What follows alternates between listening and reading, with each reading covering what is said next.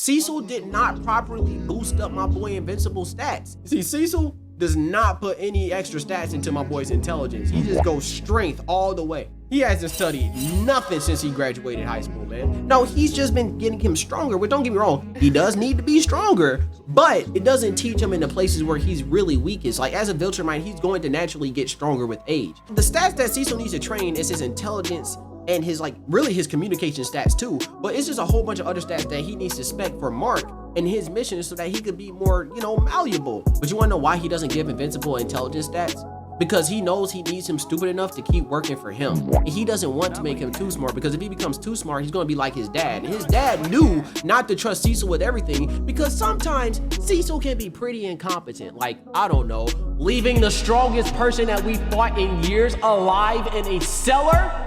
I bet that's gonna go well. I can't wait to see how that turns out. And not to mention, on multiple levels, he just did not handle Mark properly, when sometimes a simple conversation would have been a lot more effective when it came to Mark and what he wanted in a moment. But Cecil himself isn't the best decision maker. And so I know for a fact in some of these moments in dispatch, Cecil is gonna clutch up too much. He's gonna be too shaky. He's gonna make too many snaky decisions behind these people. And he's gonna have even more people join the villain side than we did. And all we had was like one of the villains, like Coop or Sonar, depending on which one he got rid of. But the fact is, in order for Cecil to acknowledge these issues with Mark, he would have to acknowledge these issues about himself.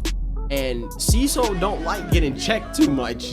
So, it's not a lot of growth that's gonna happen with Cecil for real. If you really want to question why Mark made some of the questionable decisions that he did, well, look at the two people who trained him and their questionable decisions. And I was the one who got rid of Coupe. I'm sorry, I wanted Heroes, and Sonar was the only one who seemed like he actually wanted to be a hero. Of course, he realized later on that Coupe did want to too, but she was kind of the more, I'ma casually murder somebody. Granted, Sonar, is a crackhead, but we can fix that. I mean, either one can be fixed, so it really doesn't matter in the end, but still, either way. If we're really going to compare it to Dispatch for real, if this was Dispatch, then there wouldn't be a Mecha Man, because Omni-Man would have killed the Mecha Man. He also would have killed Blonde Blazer and our old boy.